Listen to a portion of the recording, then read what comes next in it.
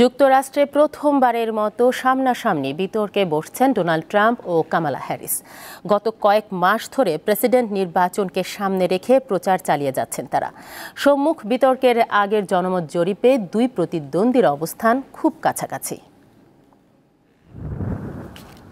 বাংলাদেশ সময় বুধবার সকাল 7টায় ফিলাডেলফিয়ার বিতর্কের মঞ্চে মুখোমুখি হচ্ছেন ডোনাল্ড ট্রাম্প ও কমলা হ্যারিস। এর আগে একটি জরিপের ফল প্রকাশ করে নিউ ইয়র্ক টাইমস ও সিয়েনা কলেজ। তাতে দেখা গেছে পুরো যুক্তরাষ্ট্রকে হিসাবে নিলে জনসমর্থনে এগিয়ে রয়েছেন ৭৮ বছর বয়সী ট্রাম্প। এই জরিপে তিনি পেয়েছেন ৪৮ পয়েন্ট, প্রতিদ্বন্দ্বী কমলা হ্যারিস পেয়েছেন ৪৭ পয়েন্ট।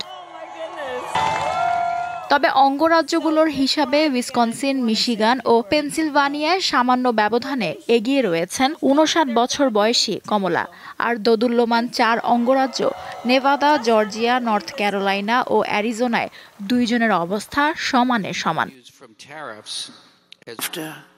সিবিএস এর জরিপেও দোদুল্যমান অঙ্গরাজ্যগুলোয় ট্রাম্প কমলার তুমুল লড়াইয়ের ইঙ্গিত পাওয়া গেছে। দুই জরিপের ফল বলছে ৫ নভেম্বরের নির্বাচনে ট্রাম্প কমলা কেউই কাউকে ছাড় দিতে যাচ্ছেন না।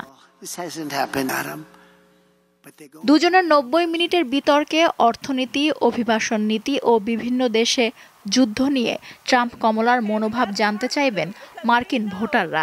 বিশেষজ্ঞদের মতে বিতর্কে ট্রাম্প কমলার পারফরম্যান্সের প্রভাব পড়বে নির্বাচনের ফলাফলে।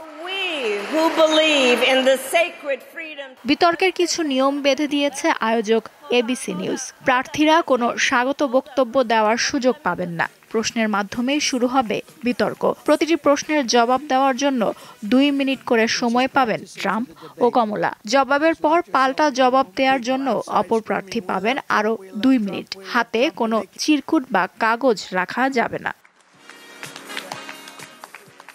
লুৎফা ফৌজিয়া, দীপ্ত, বার্তাকক্ষ।